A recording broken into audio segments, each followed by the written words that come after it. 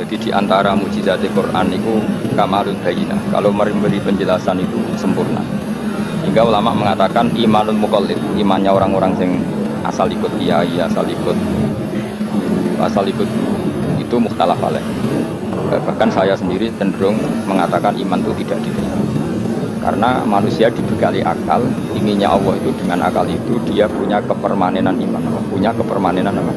Iman, dan dengan itu dia imannya mujma' alaih, mesti diterima oleh Allah Subhanahu wa taala karena binadzari shahih, dengan logika yang benar. Dan logika yang benar itu gampang sekali.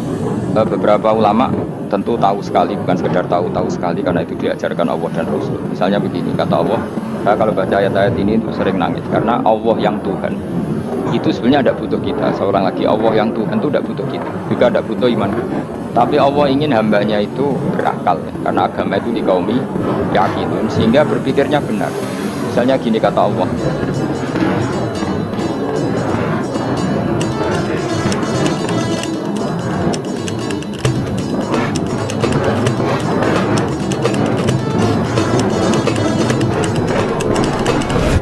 misalnya gini kata Allah, enggak apa-apa kamu menuhankan selain saya itu enggak apa-apa. Enggak apa-apa Yesus kamu katakan Tuhan, enggak apa-apa kamu katakan batu Tuhan, enggak apa-apa. Tapi tolong prosedur ya, prosedur atau persyaratan menjadi Tuhan itu kamu lengkapi, yaitu punya prestasi menciptakan langit dan kalau tidak semua urun semen kata Allah, sementing urun. Jadi sebetulnya itu kan rasional. Jadi enggak apa-apa kamu merasa jadi presiden atau gubernur atau jadi wali atau jadi apa, yang penting prosedurnya dipenuhi. Itu kayak apa Allah baiknya pada kita, sehingga saya berkali-kali, makanya menurut saya orang alim itu wajib memaklumatkan kalau dirinya alim supaya jelas aturan mainnya. Yang dilarang Allah itu kan memaklumatkan alim kemudian ingin hadun nafsi, ingin salam ditempel dicucuk di rumah, itu kriminal. Itu orang alim benar sekali, karena khasnya orang alim itu tentu cari ridhonya Allah, bukan ridho khalqi, bukan ridhonya apa makhluk. Itu lah saya, ada siapa sih, dan kita harus baku seperti itu. Kenapa kalau orang alim nggak memaklumatkan kealimannya itu dikatakan salah? Karena fungsi orang alim adalah membawa bayyinah, membawa ayat-ayat Allah, bukan kepentingan apa? Makanya Rasulullah nanti dibongtikan idza zuharatil fitan wal bidah wal yudhiril alim ilma wa illa fa'alaihi la'natullah wal malaikati wan nasi ajma'in. Jika zaman akhir banyak bid'ah, banyak kebodohan, maka orang alim wajib menampakkan kealimannya. Jika tidak, maka dia mal'un, dilaknati langit dan karena sebetulnya logika tentang Tuhan itu gampang sekali. Saya ulang lagi ya. Saya punya sekian contoh betapa tauhid penting. Jadi kalau ada orang bilang ikhlas wangel, ya dia sendiri goblok karena nggak tahu logika apa. Ikhlas itu justru gampang. Misalnya kamu ngamal demi manusia, manusia itu umurnya hanya berapa? Kan pasti mati. Lalu kalau dia mati tidak berkutik, bagaimana Anda bersandar sama seseorang yang mati dan tidak berkutik? Sama-sama bersandar sama zat yang al-hayyul qayyum, sama zat yang apa? Kamu latih terus akal kamu. Misalnya saya punya jamaah banyak, mereka itu kan nggak jelas surga. Para sahabat ini, soalnya jamaah pun rokok kabeh. Kan nggak mungkin nyapati saya. Atau mereka mbus warga kabeh, sudah sibuk kelon dewi dadari. Mungkin ada ngurusi saya. Jadi dua kemungkinan itu sama-sama ada ngurusi saya. Mbun rokok ya rasanya Fatih, kan ambus warga udah sibuk nopo malah dari karena trauma di bocah elek melarat macam-macam. Sehingga kiainya aja sesuatu takut Gus Pak nang di sesuatu takut seribet deh no. Itu saya juga sebut suan pangeran sudah itu makom saya sudah sebut suan gue pesta seks yang kula suan pangeran. Swarga mi wayate pokoke inna ansa'na guna napa insa'a faja'alna guna berkelon dadi perawan nek berkeloni berdes. Kalau insyaallah melakukan sifat ma ingkana minal muqarrabin warohum. Jadi surganya muqarrabin itu enggak ada sifatnya. Itu enggak dibakar dari makan-makan enggak, tapi warohum barikan. Satu surga yang sifatnya rohani. Karena enggak bisa di sini. Tapi saya daftar di situ ya hanya beberapa jam baru juga bungkam. Sawangannya kok taruh rasanya mengayu juga keberatan. Ya tapi saya tentu punya dua kelas dua ya. Punya kartu premium dan ekonomi. Saya tidak tertarik lah daftar yang premium dok, nanti repot tuh. Saya itu sering nangis kalau baca ya. Bagaimana Allah yang Tuhan kemudian tidak butuh apa, tapi Allah saking baiknya itu membuat tatanan logika kita. Saya tidak akan bosan-bosan sampai soal Allah. Bahkan andikan sama surga dengan paham ini saya pilihkan karena paham ini itu menguntungkan agama li'ilai kalimat. Sementara masuk surga itu satu nafsi. Banyak ulama mengatakan Kenapa Anda ada ingin mati? Padahal Anda mati masuk surga. Katanya, saya takut kehilangan momen sujud. Karena sujud adalah hak Allah. Sementara surga itu hakun nafsi. Keinginan saya. Tentu saya mendahulukan hak Allah ala hakin nafsi. Itu makam-makam ya. Dan itu nggak bisa kamu copy paste. Orang yang pada kelasnya akan merasakan seperti itu. Dan kamu tidak perlu minat, malah paham. Jadi sudah dengar saja, apa? Dengar saja. Nah, begini misalnya, saya berkali-kali bilang, kenapa ulama dulu, saya ini kan di Sarang juga ngajar tauhid dulu, saya ngajar Kudrol Yakini, beberapa madrasah, termasuk di studi diri saya juga ngajar. Di sini saya ngajar tafsir, tapi yang saya titipkan enggak tahu. Begini, saya hidup di dunia ini, terutama saya memang ingin menerangkan tauhid, bagaimana Allah menerangkan. Begini, Jubair bin Mut'im, saya tidak bosan-bosan cerita itu. Jubair bin Mut'im itu termasuk Dahiyatul Arab, cerdas-cerdas orang Arab. Dia ditunjuk sebagai negosiator untuk membebaskan Aswad Badrin, tawanan perang Badar yang kalah dan ditawan Rasulullah dan para sahabat. Kemudian harus ditebus dengan uang. Itu sepakati, terus singkat kita Jubair bin Mut'im datang ke Medina. Dulu karena tidak ada hotel, tidak ada nginapnya, memang nginapnya orang musyrik itu di masjid. Ya sehingga itu lazim saja. Kamu tidak usah jadi liberal kemudian bilang musyrik terus di masjid, tidak perlu seperti itu. Kamu juga tidak perlu goblok mengatakan nggak ada ceritanya orang musyrik ngidam di masjid, karena ya ada tariknya seperti itu. Jadi tidak perlu goblok, ya tidak perlu liberal. Paham ya? Kalau kamu bilang wah, naono orang musyrik boleh ngidam di masjid, kamu liberal. Padahal konteksnya dulu memang nggak ada hotel. Tapi kalau bilang nggak sama sekali juga goblok, karena sejarahnya pernah ada. Milih di goblok boleh liberal. Apa milih jelas? Nggak milih aja ngaco. 01, 02, 00. Milih mana? Goblok, liberal, nggak milih. Nah, ketika Jubair bin Mut'im itu datang, lala Nabi itu sholat maghrib ngimam. Nabi baca surat Waddur wa kitabim masdur li rabbim mansur wal baitil ma'mur. Kemudian di pertengahan surat At-Tur itu kan ada ayat yang menurut saya itu sangat bagus. Jika di kamar saya, di rumah saya itu tak pikir ayat ini bahwa kita harus dilatih berpikir. Kata Allah memulai argumentasinya, am khuliqu min ghairi syai'in. Apakah kejadian alam raya ini seisinya tentu diciptakan tanpa sebab? Misalnya begini, alam raya ini kata orang nihilisme atau komunis atau orang-orang paham nihilisme, itu kan dimulai dari ketiadaan. Logika ini kan goblok sekali. Berarti kalau alam ini kadung wujud, kamu kan tahu kan langit bumi sekarang kan wujud. Ya, langit bumi sekarang kan jelas wujud. Berarti logikanya adalah al-adamu yakhluqu makhlukon, sesuatu yang enggak ada menciptakan sesuatu yang itu kan aneh. Di mana-mana al-adam ketiadaan itu tidak mungkin yakhluqu syai'an atau yu'athiru syai'an. Di mana-mana ketiadaan itu tidak mungkin mengefeki sesuatu yang ada. Wong kamu sebut tidak ada itu berarti tidak mungkin bisa berbuat apa-apa kan namanya tidak. Sekarang alam raya ini dimulai dari ketiadaan, terus kamu simpulkan sesuatu yang enggak ada menciptakan yang ada, itu gendeng apa? Oh, gendeng sarap. Orang usah dipatah ini orang gendeng, Subarno yang mau mati deh. Jadi makanya Quran menanyakan mereka, am khuliqu min ghairi syai'. Apa alam yang kadung wujud ini kemudian disebabkan oleh sesuatu yang tidak ada? Lalu kalau sesuatu yang ada pasti diwujudkan oleh yang ada. Nah, karena yang ada ini pencipta harus berstatus super. Nah super ini oleh ulama disebut wajibil wujud. Maka Allah bersifat super, wujud yang paling prima, yang kausa prima. Karena pencipta tentu kelasnya harus di atas yang diciptakan. Makanya disebut ulama dulu menyebut Allah itu apa? Wajibil wujud. Karena pencipta tentu lebih dahulu, maka harus disifati awal atau qadim, apa? Awal atau qadim. Kayak apa Allah mendidik kita? Am khuliqu min ghairi syai'. Terus Allah bilang gini, ya enggak apa-apa, yang menciptakan enggak saya, enggak apa-apa kata Allah. Tapi amhumul khaliqun, kamu saja yang menciptakan, enggak apa-apa. Tapi syaratnya kalian juga harus merasa pernah ikut menciptakan langit bumi. Am khalaqus samawati wal ardh. Enggak apa-apa kamu merasa Tuhan, enggak apa-apa. Yang penting kamu merasa ikut nembok langit, ikut ngecor apa? Langit. Ya pokoknya ikut bikin. Terus kata Allah, bala yukinun, kamu tak suruh merasa menciptakan langit bumi, kamu juga enggak merasa iya. Memang ya mereka merasa enggak kan. Akhirnya Jubair bin Mut'im saking enggak kuatnya. Am khalaqus samawati wal ardh bala yukinun. Amin dam khuluq. Sama Allah dibombardir seperti itu. Terus dia datangi Rasulullah, ya Muhammad, logika itu tidak meninggalkan akal saya. Matarok tali akal saya lebih cukup. Saya iman saja. Saya tidak cukup punya logika untuk melawan argumentasi ayat dengan saya iman. Terus iman. Makanya kalau ada logika nihilisme bahwa sebelum alam ini adalah ketiadaan, lalu pertanyaannya bagaimana mungkin ketiadaan menciptakan yang di mana-mana ketiadaan itu la yu'athiru syai'an wa la yakhluqu syai'an. Jenenge wae tiada. Tiada itu ya enggak ada fungsinya, ya enggak ada efeknya, enggak ada prestasinya. Ya pokoknya namanya enggak ada ya enggak ada. Nah, ini penting saya tahu.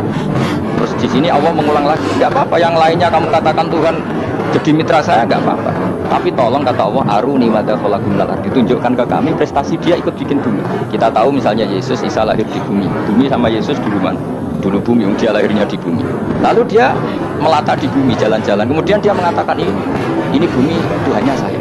Dari bumi kok enak, di aku sih. Tua aku sih, bodoh-bodoh pangeran aku dong. Lebih apa? Tua. Jadi Allah itu gampang sekali. Nah sekarang orang iman itu kuat tuh.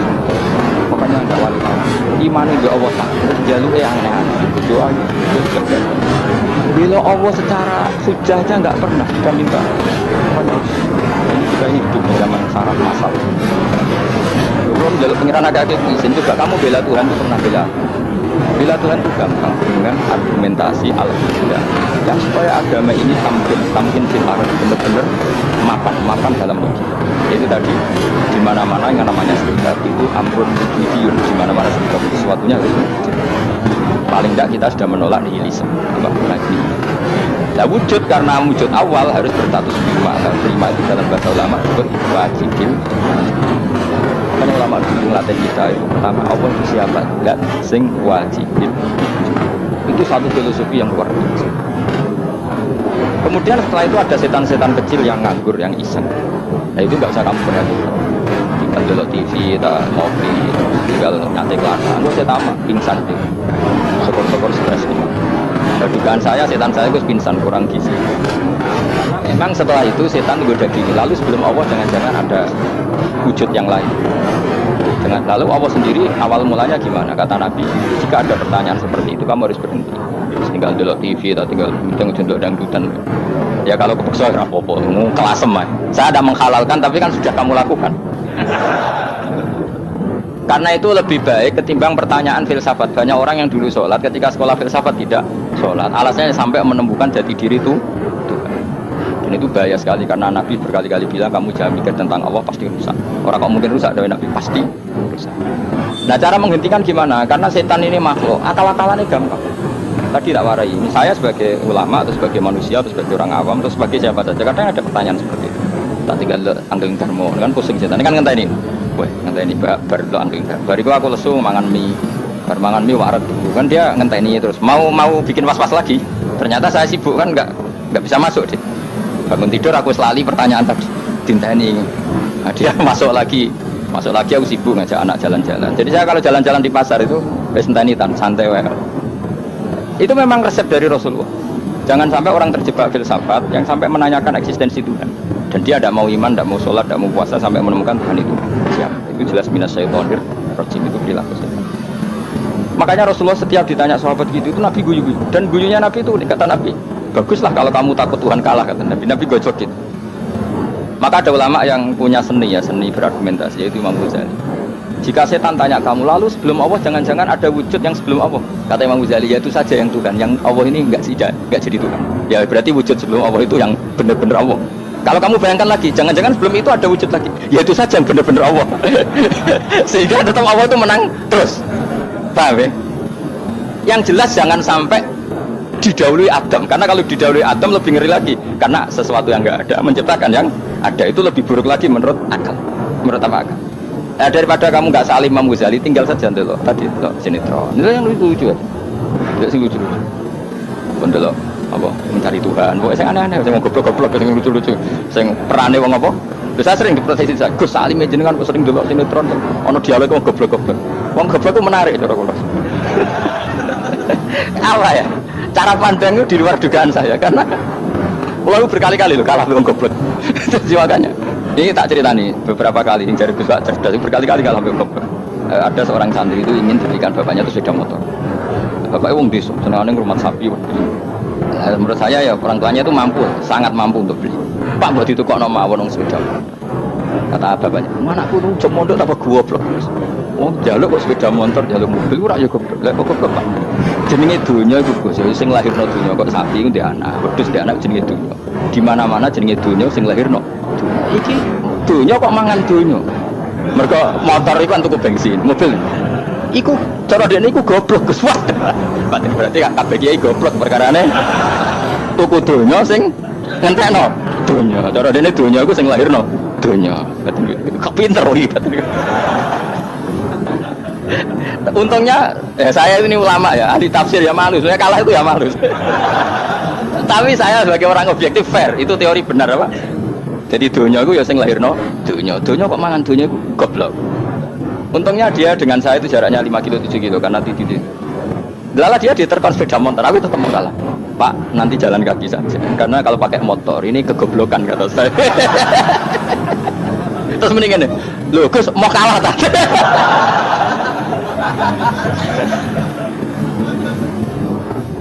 Ah kacau. Singkat cerita dia bersikeras, nggak mau beliin sepeda motor anaknya karena di mana-mana dunia itu sing lahir no. Dunia nggak boleh dunia kok mangan. Ini satu kegoblokan yang agak ilmiah tadi.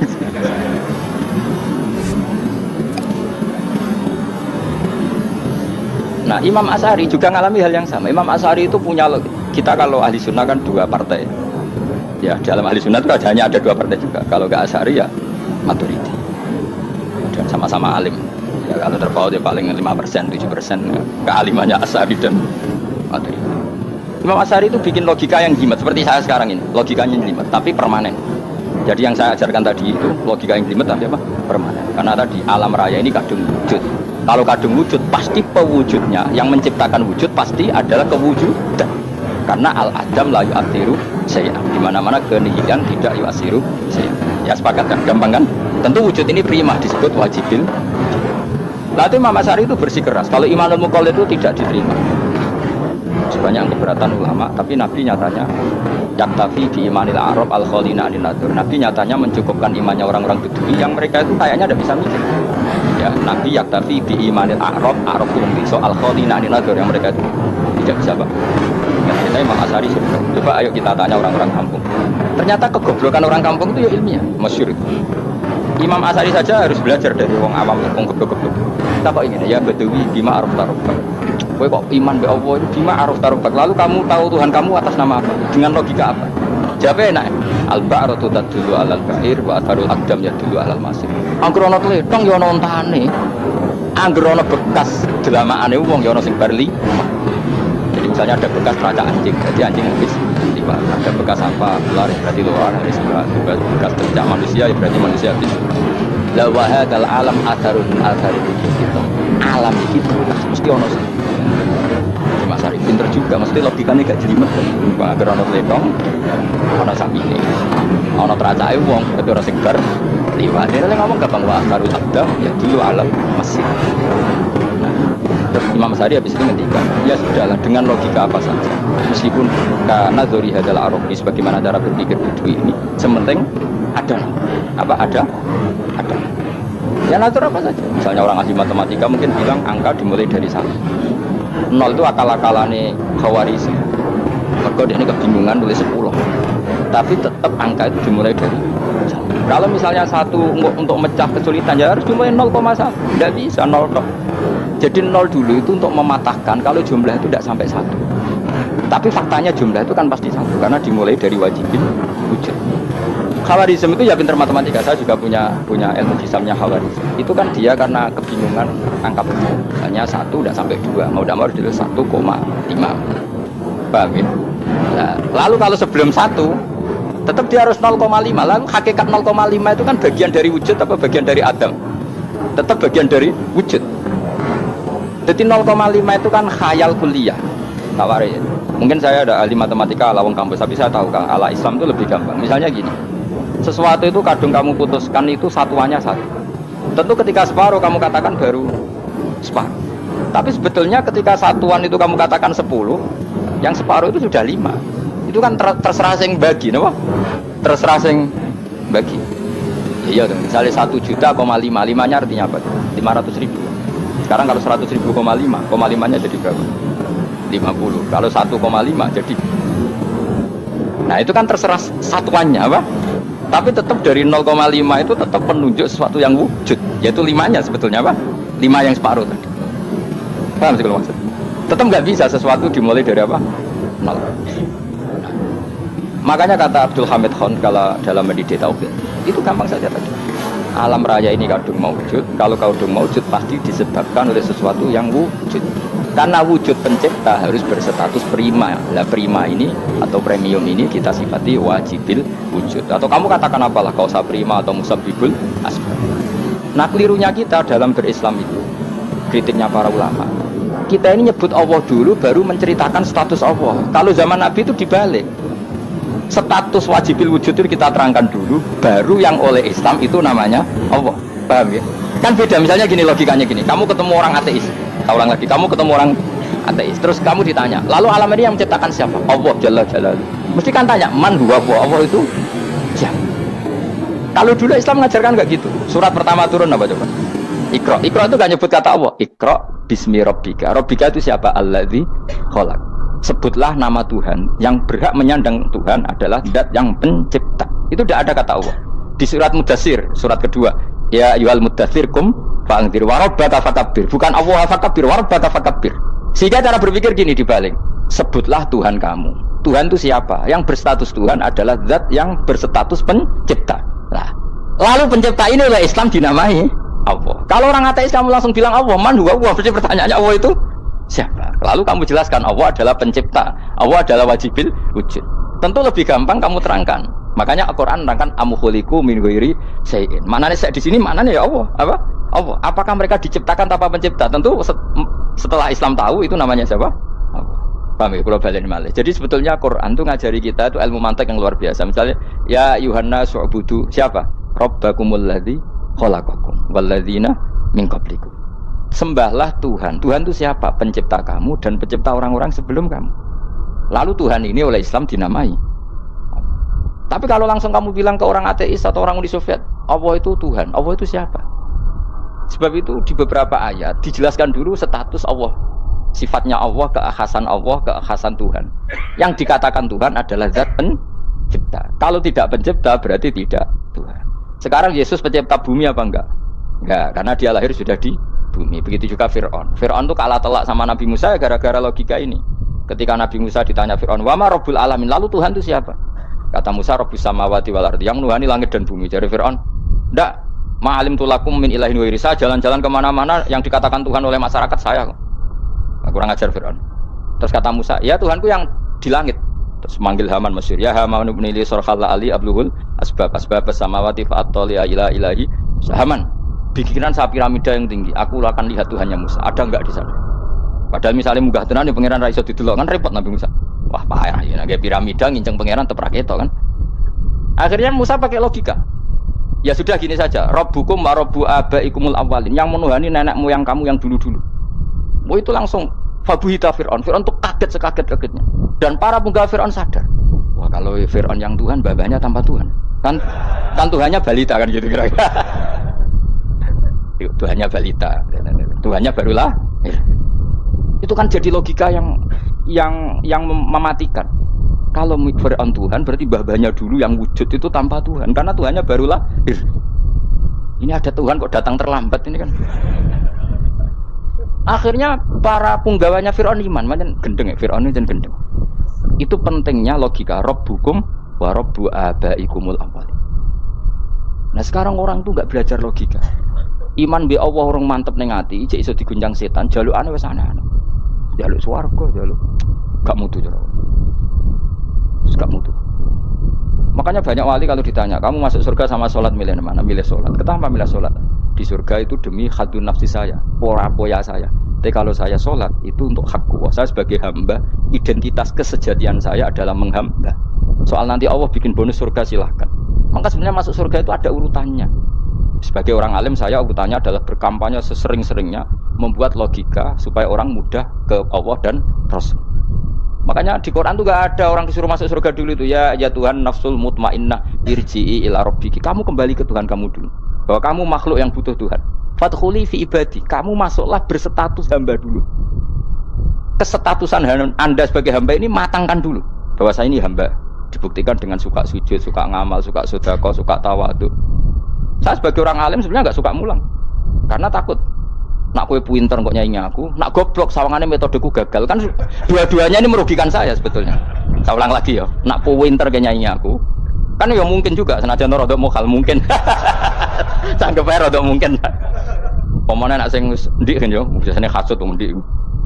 Mau itu sebenarnya rugi semua, tapi Allah yang memerintahkan hak wong alim kudu mulang. Perhitungan itu tak buang semua. Sing ape nyaingi nggih monggo, sing tetep goblok nggih. Monggo, pokoke Allah ngutus mulang ya napa? Mulang. Meskipun tadi potensinya itu dua-duanya buruk, sing alim nyaingi. Kemudian nak mubalek terus didol ilmu kurang to royalti tambah parah lagi. Nah, aku enggak pakai logika ikhlas. Pakai logika selesai semua, ya disuruh Allah ya sudah.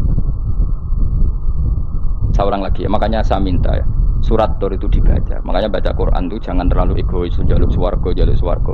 Statusnya dulu itu fadkhuli fi ibadi, kehambaan Anda posisikan yang mantap. Lagi wadkhuli jannati. Sekarang enggak dibalik, orang ini masuk surga dulu. Kayak surga di kapling. Terawih arang-arang kowe jaluk Lailatul Qadar. Lailatul Qadar wis kliwat. Wingi wis Dzulhijjah wingi kan Pak. Sebagian ulama berpendapat Lailatul Qadar itu fi kulli sanatin. Apa fi kulli? Karena Lailatul Qadar berdasar nuzul Quran, dan nuzul Quran itu bisa saja hari Arafah, bisa hari apa. Ada ulama mengatakan Ramadan, tapi bisa tanggal 1. Nah, kamu kan pemalas ikut yang partai 21, 23 karena kan wis akhir-akhir kan wis enteng ya. Sebenarnya Anda milih 21 berdasar ilmu apa berdasar enak lah, terbatas waktunya kan lebih sempit apa? Lebih apa? Sempit. Ya saya ulang lagi ya. Jadi Allah kalau ngajarkan hujah itu gampang sekali ya. Tadi amkhuliku min ghairi syai'in. Enggak apa-apa saya ada Tuhan kata Allah, tapi kamu harus punya logika. Alam raya ini diciptakan tanpa pencipta. Mau enggak kamu punya logika seperti itu? Bahwa alam ini yang wujud diciptakan oleh sesuatu yang tidak wujud. Mau enggak kamu punya logika itu? Enggak mau kan?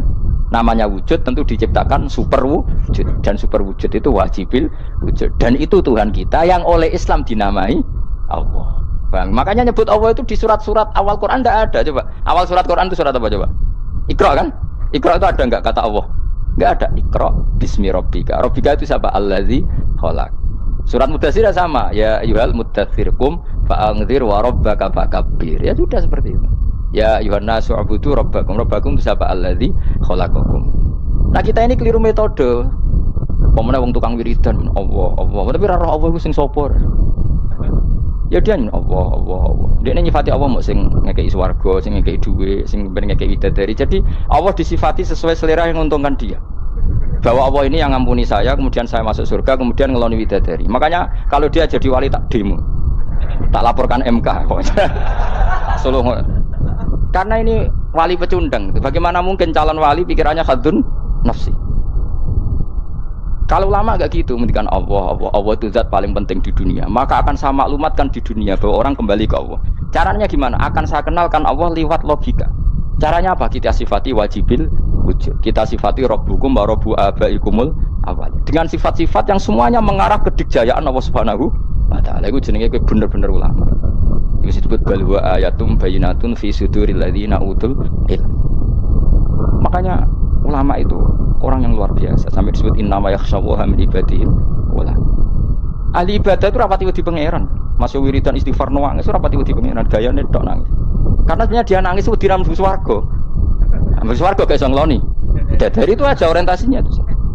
Makanya bener Kanjeng Nabi nak gojlok orang alim satu itu lebih utama dibanding 1000 ahli ibadah. Bahkan Nabi pernah ngendikan sangat ekstrim. Fadlul alim alal abid ka fadli ala adnakum. Keutamaan orang alim dibanding ahli ibadah itu sebagaimana kelas saya kata Nabi dibanding kelas terendah kalian. Padahal Nabi dengan Abu Bakar saja jaraknya sangat jauh. Itu kata Nabi fadlul alim alal abid ka fadli ala adnakum. Keutamaan orang alim dibanding orang abid sebagaimana keutamaan saya dibanding sahabat paling rendah. Karena tadi abid itu ada opportunisnya. Tapi kamu jangan benci abid loh. Karena kamu ya orang alim orang abid. Saya saja yang kritik, saya yang tanggung jawab di depan Allah. Orang abid itu kadang kan wiridan nganti nangis, pikirannya apa coba? Wis rasakno mungkin apa wiridan pikiran aja. Di sepuro dosane, terus apa kan? Mlebu swarga, terus apa kan swarga? Aku takok. Jadi aku takok ayo sing ape mlebu swarga apa kegiatan? Rencana pertama ya, Pak. Wis gak usah munafik biasa wae. Mau inna ansa'na binapa? Insya Allah kalau ada jujur kok apik jujur. Bandingkan kalau orang alim. Orang alim itu ketika nyebut Allah itu iri ya Allah. Kenapa di dunia ini ada makhluk lain yang menandingi engkau? Saya tidak ridho. Kenapa di dunia ini ada syarik orang yang dimitrakan seperti engkau? Maka orang-orang alim ini ingin memaklumatkan bahwa la syarika lak labbaika wa huma lak baik la syarika lak innal hamda wan ni'mata lak wal mulka la syarika lak. Sehingga para nabi itu memaklumatkan itu, engkau saja yang Tuhan ya Allah, semua nikmat dari engkau, semua kepemilikan ini milik engkau. La syarika lak labbaik. Dimaklumatkan ke dunia. Innal hamda wan ni'mata itu dimaklumatkan. Enggak ada kepikiran mereka masuk surga. Karena mereka ingin memaklumatkan bahwa Allah ini yang Tuhan. Sama tak ceritani Nabi Ibrahim jadi Khalilur Rahman, rumang samu kakan wiridan kaya kowe ndak. Wiridannya Nabi Ibrahim sama sampean mungkin banyak sampean. Karena sampean banyak kepentingan tadi. Wali-wali dulu kalau wiridan itu tidak sebanyak sampean ndak, tak jamin ndak. Pemene maca la ilaha illallah 10.000 ndak biasa wiridannya. Tapi khosyahnya sama Allah luar biasa. Pertama Nabi Ibrahim diangkat jadi khullah. Khullah itu ya Khalilur Rahman itu. Itu dia wiridannya gini. Ya Allah, innahu la yahzununi alla ara ahadan fil ghairi ya'buduka ghairi. Alla ara ahadan fil ardi ya'buduka ghairi. Sama saya hafal tadi. Memang saya hafalkan. Ya Allah, saya ini susah sekali. Kenapa zat sepenting engkau kemudian yang menyembah engkau hanya saya? Ini tidak fair. Makhluk yang enggak penting saja punya umat. Makhluk-makhluk yang enggak penting aja jadi pusat perhatian. Misalnya artis atau presiden atau gubernur atau tokoh top, semuanya jadi presiden. Padahal semuanya itu makhluk yang enggak sepenting engkau. Ini zat yang sepenting engkau, kemudian yang tahu kalau engkau penting hanya saya, ini tidak fair. Nangis deh. Nangis, ini tidak fair. Innahu la yahzununi alla ara ahadan fil ardi ya'buduka ghairi. Saya ini susah Gusti, susah sesusahnya. Zat sepenting engkau, kemudian yang tahu kalau engkau penting itu hanya saya. Wah, ini tidak fair. Loh, coba kalau orang mencintai sesuatu kan gitu. Misalnya kita bojo ayu, kemudian wong liya kabeh darane elek, mangkel orang. Mangkel enggak? Kamu beli Alphard. Kamu kira itu mobil mewah, kemudian orang nyejajarkan podo mek keri, mangkel enggak? Semua kenikmatan tuh kita nikmat karena itu diakui ya enggak? Wes gunanya apa kayak di Alphard gawe ning Gunung Kidul. Terus wong darani ngono iku padha mek keri ambek kejangke mangkel ora kira-kira. Enggak penting mewahnya, ini tetap butuhnya pengakuan. Coba misalnya kamu jadi presiden hidup di dunia orang sufi. Sing darane wong penting wong saleh ahli sujud ora kakuat iki. Keteko di Barno. Karena itu hormati situ hanya orang apa saleh. Kakuat iki gak? Mau kakuat iki kan? Kalau aku jadi artis top, teko ning daerah Gunung Kidul wong desa-desa, terus diundang lek. Oh, mangkel kae. Le bayang dong.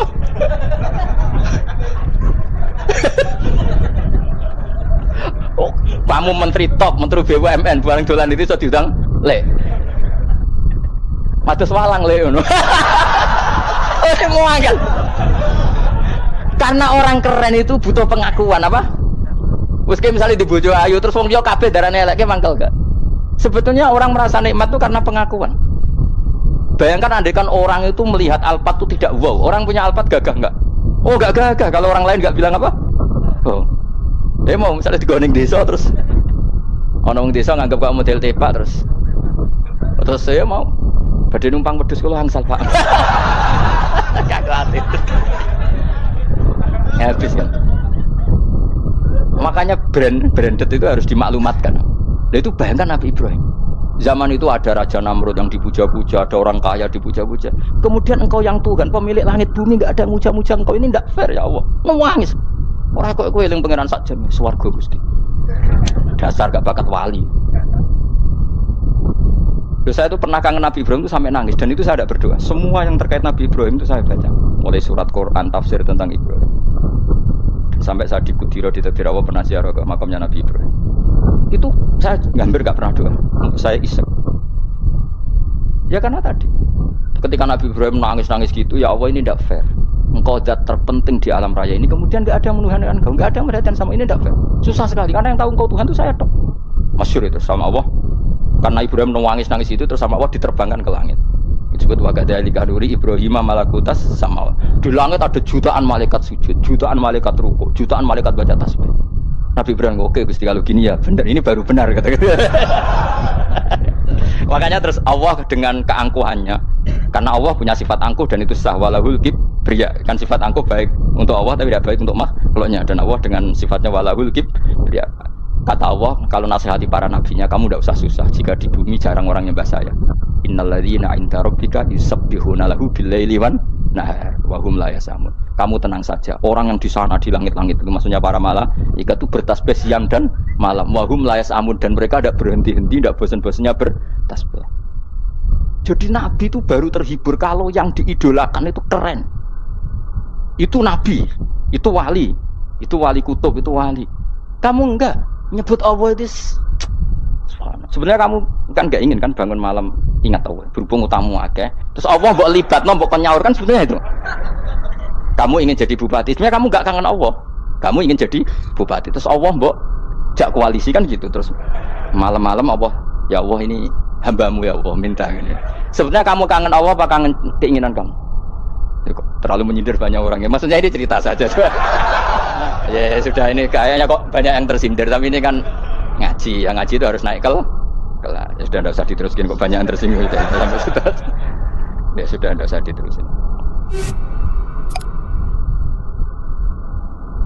Walau ya akhidu mau mengalap sapa Allah anas saya manusa bima kan perkara kasab bukan nglakoni sapa anas.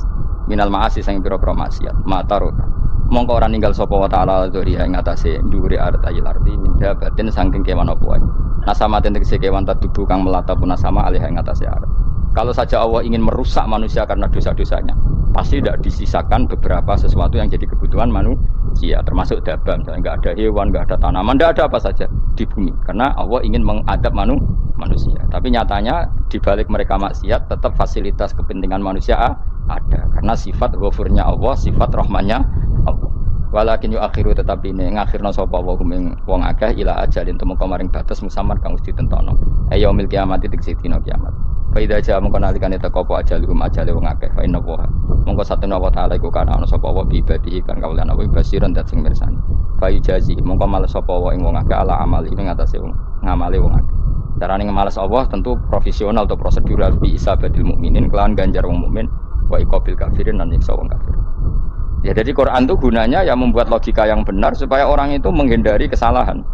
Jadi menakut-nakuti itu kalau nggak harus tentang neraka, takut dari kesalahan, takut dari kebodohan. Kan kita juga takut kan punya pemimpin yang salah, takut punya kasus, takut kepleset. Ketakutan tidak harus dari neraka. Makanya saya berkali-kali bilang, saya sering dulu dinasihati Mbah Mun, enak kena alim, ojo sering maca tafsir, mari goblok dari Mbah Mun. Maksudnya mari goblok itu gini, mufassir itu manusia, kadang dia itu satu ayat umum, dia mendiktekan ke satu kasus, padahal kasusnya lebih umum. Makanya berkali-kali sama nani umpomong ini, contohnya ini, karena nanti itu mengikat. Misalnya gini ya, saya ulang lagi ya, dan gayamu kayak wong alim. Coba andekan kapasitas Anda itu RT, minta jadi presiden, itu ngelama apa doa? Tidak, jawab saja. Ngelama. Jatah kamu untuk azab, kok jaluk Lailatul Qadar, itu ngelama apa anda? Mestinya jalukmu orang untuk azab itu bagus sih. Paham ya? Banyak ulama diajak istisqa gak mau. Banyak itu ulama. Ayo istisqa kita karena sudah lama gak hujan. Kata ulama tadi, jatah kita ini kena hujan batu dari langit. Gak hujan batu sudah bagus, gak usah minta. Ulama macam-macam dan. Lah rai-rai ngene iki pantese entuk Lailatul Qadar apa untuk azab aja jawab. Orang untuk azab wis bagus. Yo dadi dongane ya Allah. Ampun jenengan siksa la tu akhidna.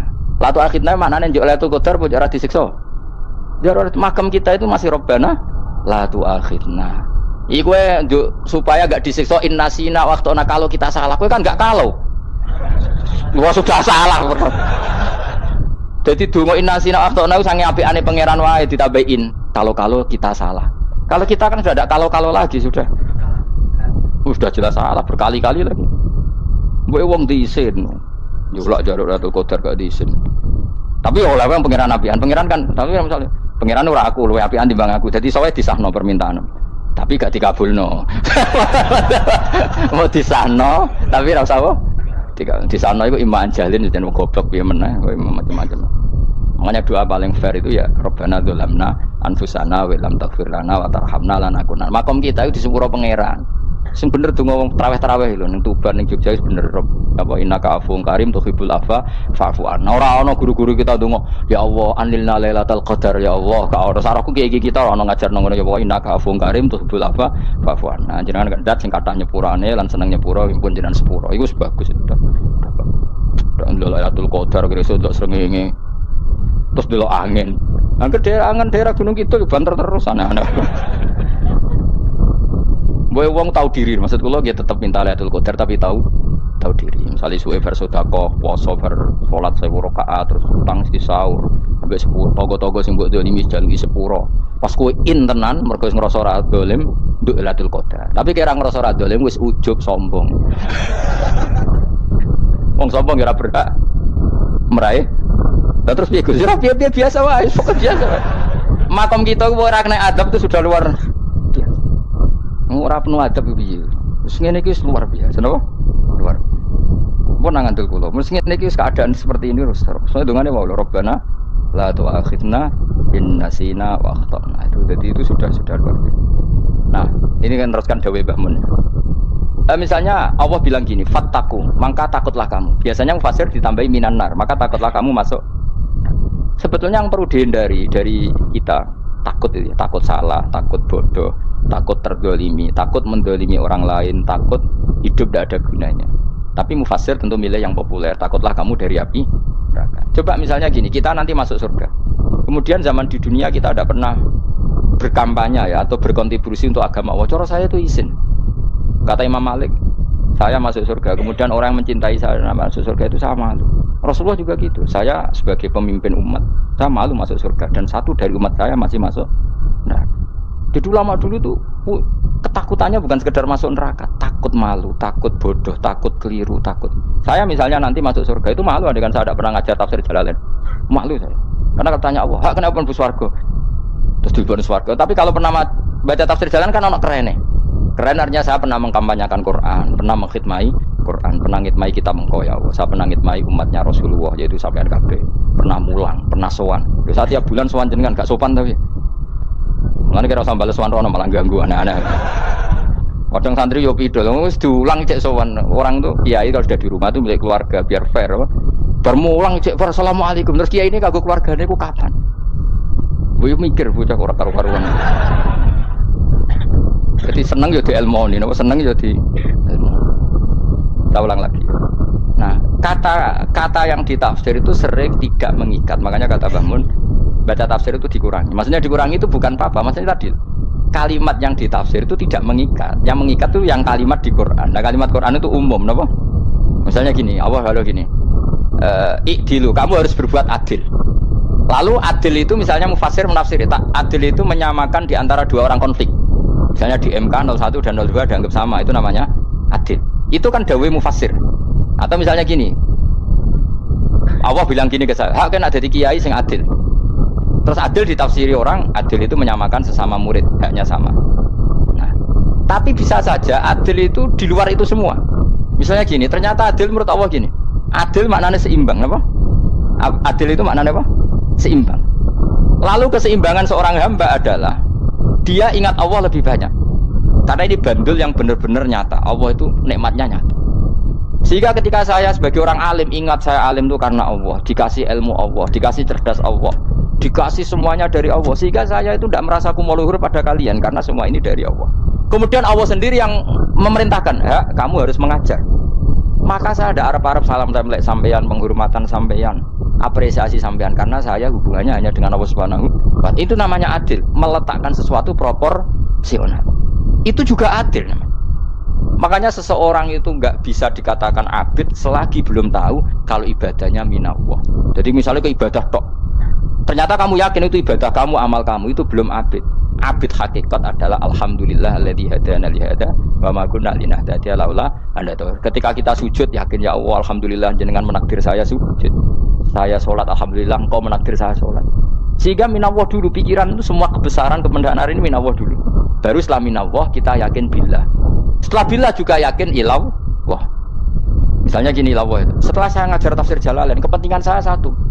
Hamba-hambanya Allah menjadi tambah mencintai Allah. Tidak mencintai saya, enggak penting sama mencintai saya. Makanya Imam Syafi'i tiap ngajar bilang begini, wadidtu annal khalqa ta'allamu hadal ilma wala yahmadunani. Saya senang kalau kalian belajar fikih sama saya, tapi kamu tidak usah muji saya. Jadikan fikih ini alat taqarrub kamu kepada Allah. Itu namanya minallah wa ilallah. Itu adil. Tapi adil yang dijelaskan ulama beda-beda tadi. Ada mengatakan adil adalah proporsional antara murid, antara keluarga dan murid. Meskipun kamu senang mulang, jangan merantarkan keluarga, itu tidak adil. Itu kan versi, no? Maksudnya Mbah Mun, kamu jangan terjebak versi-versi dalam tafsir. Paham ya? Karena Allah hanya ngendikan i'dilu wa aqrabu. Paham ya? Tapi kan penjelasan adil ini orang versi. Paham ya? Ada yang nulis adil adalah meskipun mimpin masyarakat ya ingat keluarga.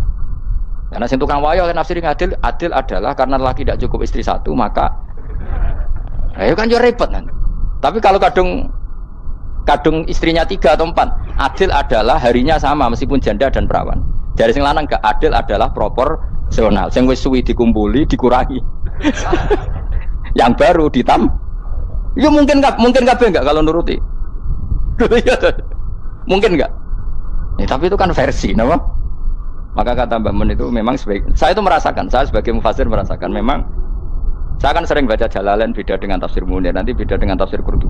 Saya beri contoh misalnya. Dan kamu pasti salah jawab ini. Kalau kamu benar berarti ya alim tenan. Wa idza darabtum fil ardi falaysa 'alaikum junahun an taqsuru minas shalah. Orang kalau pergi itu boleh enggak ngosor salat? Enggak, jawab saja. Boleh kan? Ngosor salat itu apa? Misalnya salat asar 4 jadi berapa? 2. Kalau isya jadi 2. Kalau subuh? Enggak, sudah maju lah. Maghrib? Enggak, kan yang bisa dikosor hanya berapa? Yang rubaiyah, yang apa? Berarti kamu yakin antak suruh minas shalah artinya 4 jadi 2, yakin? Enggak, jawab saja. Yakin. Nah itu termasuk orang pinter ya. Berarti ilmu lagi sak trip. Ya? Sebetulnya kata Imam Qurtubi enggak. Ayat itu kan hanya bilang gini, kalau kamu bepergian maka kamu boleh menyendak sholat. Qasru itu memotong dari aturan yang dulu 4 menjadi 2. Sebetulnya tidak hanya itu tok. Aturan tidak boleh membawa najis menjadi boleh. Aturan harus tumakninah menjadi tidak harus tumakninah. Misalnya kamu sholat dalam keadaan perang, wajib tumakninah apa boleh sambil lari-lari? Boleh sambil lari-lari. Boleh gak ketika perang kamu sholat sambil menghadap tidak ke kiblat? Boleh. Makanya antak suruh minas sholat maknanya apa? Jika kamu pergi maka dalam konteks itu kan perang ya. Ayat itu memang konteksnya perang. In khiftum ayyaftinakumul ladzina kafar. Jika kamu dalam keadaan perang maka boleh memangkas apa yang pernah wajib dalam aturan sholat. Paham ya? 4 menjadi 2. Garusan menghadap kiblat menjadi tidak wajib. Membawa najis sholat sah enggak? Enggak kan? Tapi kalau dalam perang kemudian pedang kamu ada najisnya boleh dibawa enggak? Boleh. Jadi maknanya taksuru a'ammu min ayakuna qasra salat wa a'ammu min ayakuna wajibati salat yang sekarang ndak wajib. Semua itu namanya juga meringkas kewajiban. Berarti nak mana nih? Jika kamu dalam keadaan perang maka boleh memangkas sesuatu yang dulu wajib menjadi ndak wajib, yang dulu haram menjadi boleh.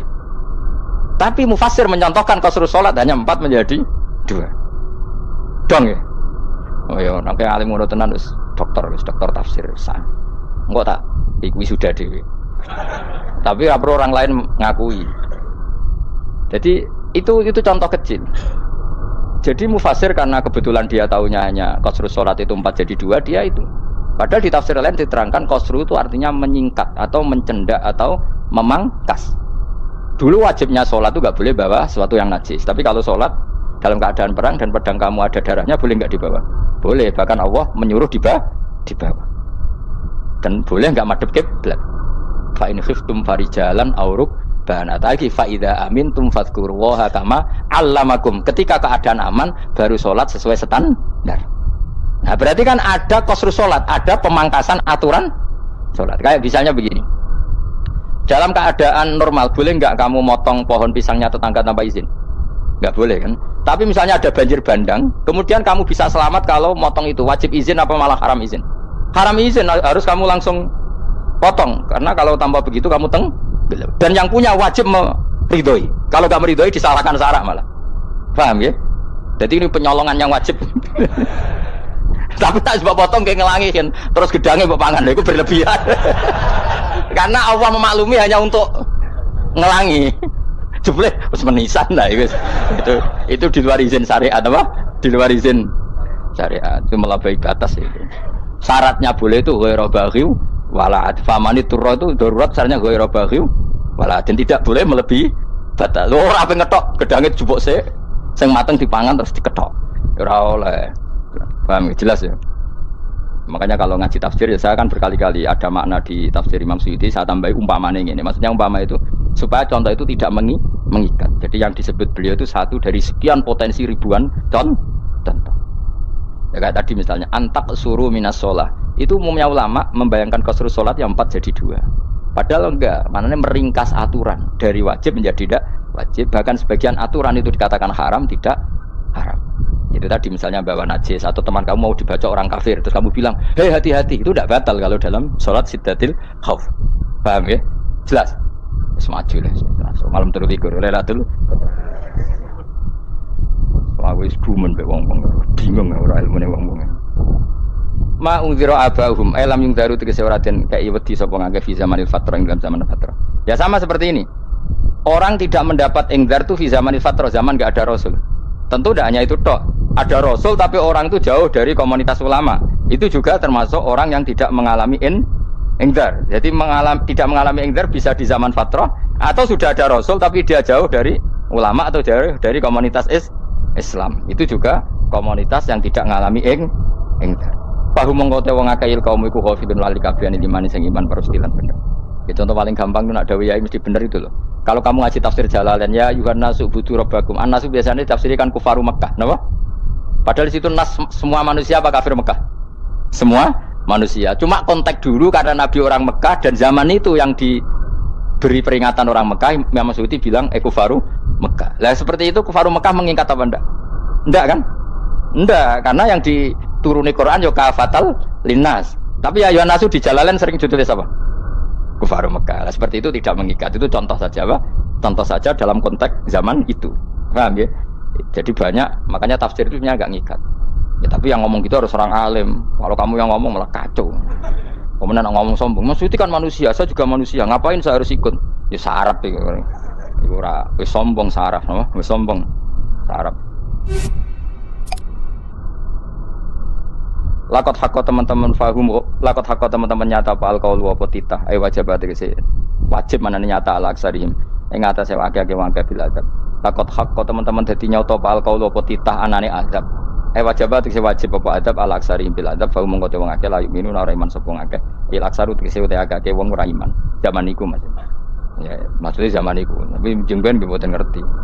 Tapi yang mungkin ada Isa itu semua orang iman, tapi ya banyak yang setelah iman itu tidak bermanfaat lagi karena wis napa matahari terbit dari napa barat hina la yanfa'u nafsan imanuha lam takun amanat min qabl inna satam ing sunu jalna ing sun fi anaqi ing dalem gulu-gulune wong akeh tak gawe aghlalan ing blenggu bi ayu doma kamar bi antu doma kamar sento dhewe kumpulno ilaha maring anak apa lae di tangan di anal gol karon sak meneh wil iku yajma'u iso ngumpulno wil al yada ing tangan kal unuk maring geger maring napa gulu-guri lho jenenge unuk wong Arab nak darani kene ku unuk nak darani kene ku nakher. Ya cari wong Arab, ya kene iki unuk, kene iki nakher. Lah gulu niku tangan ditakok teng napa? Napa? Gulu. Napa jenenge jenenge? Cidok niku, cidok niku. Sing guri-guri. Baya mengkote tangan ilaiti kumasmuatun ting kupono ilal atqoni maring dagu. Niki lho jenenge dagu. Jam udaqonin waya mustamaul lahyan. Kumpule dua dagu atau dua wang nek cumanan. Bahu mengkote wong akeh mukmahuna iku dadi bunder sapa wong akeh. Manane rafiuna ngangkat wong akeh usaha ing sirahe wong akeh. Lastatiu na ora iso mampu sapa ngake khodaha ing ngendekno ruus. Menawa dhewe maksud wa ta iki mutamsilun mu bayangan, mu tamsil gambaran. Mulane kula gumun mbek ulama riyen. Tak contohno ya, nek ulama dhisik ku top. Wong dhisik nak darani bun neraka digludungno. Wong kafir sok ben digludungno ning neraka. Iku ya pancen ngalim tenan wong dhisik. Mergo gambarane ngene, ora usah praktekno sok ben, praktekno saiki wae. Nak praktekno sok ben kaya sok ben mlebu neraka. Dadi ngeten wong nak lungguh ngene, wong Arab nak darani iki ason-ason. Terus ngeten. Ngeten. Niki kan niki jenenge apa? Dengkul. Dengkul itu kena dagu, terus tangan kena cidok. Dadi ngeten. Dadi wong wis dalam keadaan bunder. Paham ya? Lah malane malaikat karek nyaduk terus gludung-gludung ngono. Paham ya? Dadi mergo yo napa? Dengkul nempel dagu, paham ya? Tangan nempel cidok, terus ditaleni. Paham ya? Terus ya karek gludung dong, malane wong kurang adane bunder apa iku? Oke bayangno saiki sampean ra usah gak usah mlebu maksudnya, paham ya? Mulane ape mlayu ora iso, wis posisi ngono, paham ya? Sampeyan ra usah delok, maksudnya praktekno saiki. Orang delok lho. Lah dawuh Imam Suyuti wal muradu te kang den kersakno iku annahum sak temne wong akeh la anu nek ora tunduk sapa wong akeh imani maring iman.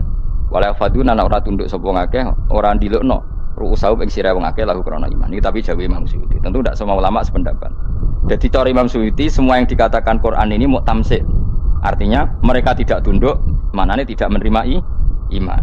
Tapi itu cara Imam Suyuti. Ulama lain yang mengatakan tidak. Memang orang kafir ketika masuk neraka dalam keadaan seperti itu dan digeludung. Ya tidak apa-apa sama-sama benar.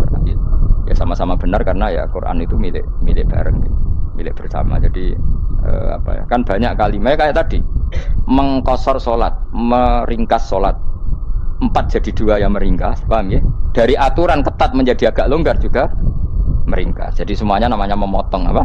Memotong dari 4 menjadi 2 ya memotong, paham ya? Dari aturan wajib menjadi tidak wajib juga memotong. Nah, itu kan sama-sama benar, lihat nanti konteksnya. Wajah analan gawe sapa ingsun mimpeni aitim sanging ngarepe wong akeh sadan ing tutup. Min khalfim sanging gurine wong akeh sadan ing tutup. Fathisin sadan wa tumiha lan dumai sin sudan fil maudi ing panggonan loro. Paksena mongko ngekeki gelap ingsun ing wong akeh, mongko te wong akeh lagi sirun running ali sapa wong akeh. Tamsilun iki ya contone aidon disat diturukil iman maring ketutupe dalan iman alih ngatasé kufar. Nah cara maksud kabeh iki mau tamsil dadi ngene. Dari depan kami kasih tutup, dari belakang kami kasih tutup, kemudian mereka saya kasih kegelapan, maka mereka tidak tahu. Mananya apa? Dari arah depan yang mereka enggak ngerti pentingnya iman, dari arah belakang yang mereka tidak ngerti pentingnya iman, maka mereka buta, artinya tidak iman. Itu dari Imam Suyuti. Tamsilun aidoni hanya perumpamaan lisat diturukil iman, yaitu tertutupnya jalan-jalan iman. Tapi ulama lain mengatakan ya enggak, memang pernah ada peristiwa di mana orang kafir ngepung Rasulullah dan mereka dari depan matanya dihalangi, dari belakang dihalangi, sehingga ketika Rasulullah keluar mereka tidak melihat. Itu ya nyata ya, jadi makanya ngaji ya. Jadi kan keren. Oh ini ada sekian tafsir, terus gue ngomong kan kayak wong alim keren. Nah tak kata siapa? Ono rekamane. Tapi yang orang ngaji dhewe. Nah tapi kata siapa? Ada rekamannya. Lah nek aku takut ada kata siapa Gus? Tak dudono kitabe. Lah aku dudono rekaman iku sampai zaman akhir ngono wis maju. Sok sing rido kan. Enak kok Kang jadi orang alim gue enak. Nanti itu jadi orang alim ya rugi. Tadi nanti kan gitu. Syekh Abdul Qadir masuk surga. Entah ini gelombang kedua dan para penggemarnya. Jadi akhirnya sing alim tenan yang mlebu swarga, sing kedua dan para penggemarnya. Iku ora usah alim Kang, cukup penggemar. Jadi aku sebenarnya ya rugi kan. Gus Pak masuk swarga kedua dan para penggemar. Waduh. Terus jebule padha ae. Iku saking rahmane Allah. Kenapa? Kan masyhur itu hadis itu. Rasulullah itu ada sahabat nangis, enggak bisa tidur nangis. Berhari-hari gak bisa tidur nangis. Hanya karena ingin punya satu pertanyaan. Lama-lama ketemu Nabi, ya Rasulullah saya sudah berhari-hari gak bisa tidur. Ingin menanyakan ini tapi tidak berani. Coba kamu tanya saja. Ya Rasulullah, saya ini kalau mati, engkau kan suatu saat dipanggil Allah. Saya tidak ketemu engkau. Makanya mumpung sekarang saya tak melihat wajah engkau sekuat-kuatnya, sepuas-puasnya. Kata Nabi ya. Kenapa? Ya kalau engkau di surga, saya di neraka kan gak ketemu lagi. Atau kalaupun engkau di surga kan kelasnya beda, kan tidak ketemu lagi. Jadi kemungkinan dua-duanya itu tidak ketemu kata. Karena tadi bisa saja ya, artinya Nabi karuan di surga, saya di neraka tidak ketemu. Atau engkau di surga, saya di surga pun beda kelas, ya enggak ketemu. Terus kata Nabi, tidak begitu aturan mainnya. Almar'u ma'aman ahabba. Orang itu sesuai yang dia orang bersama orang yang dicintai. Jadi ya saya harus ikhlas kalau kamu saingi nanti. Ya, takdir no. Wasawana ni padha uga alih ngatasi wong akeh angger tau teto ngekek peringatan sira gumeng wong akeh tahqiqil hamzatin angger ta wa ibdali saniyati alifan angger ta humata sili ala nasil hamzah wa itu khali alifan wa kun alif binal musahalan dan hamzah sing ditasil wa ukhra lan ya wa tarki lan tinggal itu kal amlam tungzirhum wong ra wis bakat kafir mbok elingno cek rambu elingno tetep la yu'minun ora gelem iman. Lah sing iman iku sapa inama tungziru mestine ngelingno sira maksude yanfa'u tegese manfaat apa ing daruka peringatan sira. Peringatanmu manfaat man ing wong itaba'at manganut sapa man adzikra ing Qur'an il-Qur'an tegese Qur'an. Wa khasyalan wedi sapa man ar-Rahman ing Allah Rahman bil ghaibi padahal ora roh pangeran.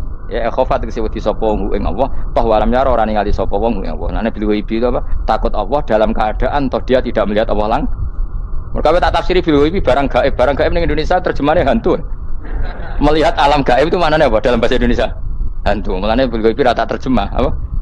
Ya namanya ini wa khosyalan di sapa wong ar-Rahman ing wasirman bil ghaibi padahal dene ora roh langsung. Ya ora usah diterjemah ya. Terjemah dadi apa? Barang gaib malah repot.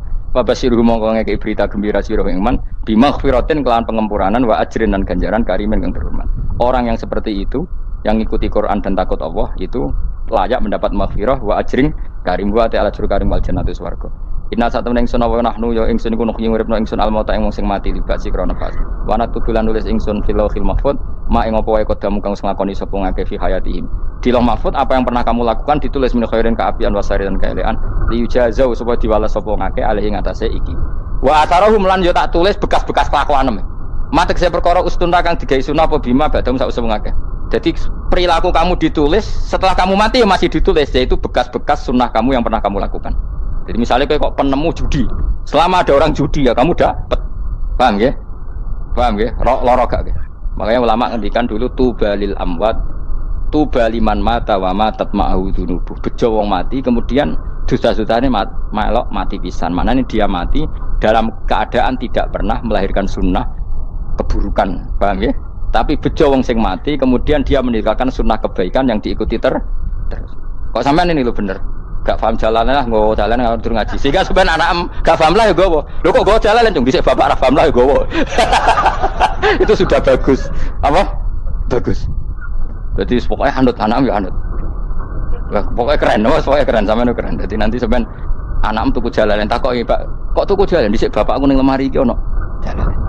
Lah tapi disik bapak paham yo ora paham bodoh. Wes stop, no? Stop. Jelas ya gitu. Anak tubuh mangkot damu. Makanya sisa-sisa amal kita, bekas-bekas amal kita semuanya adalah ditulis sampai Allah Subhanahu wa taala. Mane kula kepengin jenengan nate syukuran, pisan-pisan nate syukuran. Pertama anak kita bisa sholat. Guling-gilingan banyak orang syukuran perkara ulang tahun. Kenapa pertama anak kita bisa sholat, kita tidak pernah apa? Syukuran. Padahal sholat itu yang menjadi identitas anak kita, kehambaannya ila yaumil ya. Mbok yo orang itu gitu. Sehingga nanti anak kita tuh senang sekali. Itu saya itu kalau agak marah, itu anak saya yang paling kecil, baru umur 6 tahun. Itu tahu-tahu bilang, "Pak, saya sudah sholat." Karena dia tahu, saya itu paling terhibur kalau ada berita sudah sholat. Jadi itu penting, supaya orang itu tahu orientasinya bapak itu sholat. Jadi jangan sampai terus anak kita kalau ulang tahun syukuran, tapi pas sholat kita dingin-dingin saja. Lama-lama anak kita berperasaan sholat itu tidak penting. Buktinya apresiasi bapak biasa saja. Itu contoh kecil. Sehingga nanti tertanam, anak kamu tertanam, nanti cucu kamu tertanam. Jadi itu namanya asar apa? Asar. Jadi harus seperti itu. Jadi ya itu namanya asar. Makanya Nabi Ibrahim nggak berani minta uang sama Allah, minta rezeki nggak berani. Tapi kalau dia menyebut sholat dulu baru berani. Rabbana liyuqimus sholat faj'al afidatam minan nas tahwi ilaihim warzuqhum, kata Ibrahim, supaya mereka kuat sholat ya Allah. Nggak apa-apa kamu kasih makan supaya kuat sholat. Karena kalau Nabi Ibrahim hanya berdoa, ya Allah kasih mereka makan. Nah digo zina, gue demenan, gue judi. Nabi Ibrahim melok dosa. Makanya dimulai Rabbana liyuqimus sholat supaya mereka kuat sholat ya Allah. Enggak apa-apa mereka kasih makan. Jadi supaya ini sholat jadi pokok. Kenapa kita makan? Supaya kuat sholat. Andai kan Ibrahim hanya berdoa supaya kasih makan mereka. Kemudian kekuatan itu dipakai maksiat. Ibrahim kan ikut dosa. Itu sirinya kenapa doanya Rabbana liyuqimus sholat ya. Jadi kata liyuqimus sholat didahulukan apa? Supaya mereka kuat sholat. Maka kasihlah makan, kasihlah rezeki. Jadi supaya sholat jadi pusat orientasi. Itu harus dilatih. Ya tentu kamu ngelatihnya sidik-sidik. Wong anak esopo kan gitu. Tapi ini kan cerita aja. Maksudnya orangnya biasa wae. Maksudnya aku mau cerita. Kue gelo ya monggo. Terus mutung ra ngaji ya monggo. Gampang. Kue ra ngaji, aku golek murid kok kue gampang. Kue golek guru kok aku kangelan. Ya maksudnya sing gelem ngalah teko ini kan. Oh liane larang yang nyewane. Wa asarohum. Lan bekas-bekasnya mereka. Makanya ketika Ahmad bin Hanbal itu ahli hadis. Karena selagi riwayatnya dia dipakai, orang tahu Rasulullah itu karena ahli hadis. Benar yang paling hebat tentu qala Rasulullah. Tapi apa artinya qala Rasulullah kalau nggak diriwayatkan ulama, dari ulama sampai kita. Tapi apa artinya sampai kita nak gak ono sing ngalahi maca ngene iki. Mburohno maca ngene. Paham nggih? Ayo jajal ke tuku kitab Musnad Ahmad. Nak ra roh gubedi larang ngono tok. Mergo ora ono sing maca ra roh isine, paling kenangane apa? Gubedi larang. Tapi baru kayak sing maca kemudian bisa. Ini juga asar. Cuman kowe oleh niru nek aku mati ngorek jalan. Oleh niru. Tapi aja niru sesate.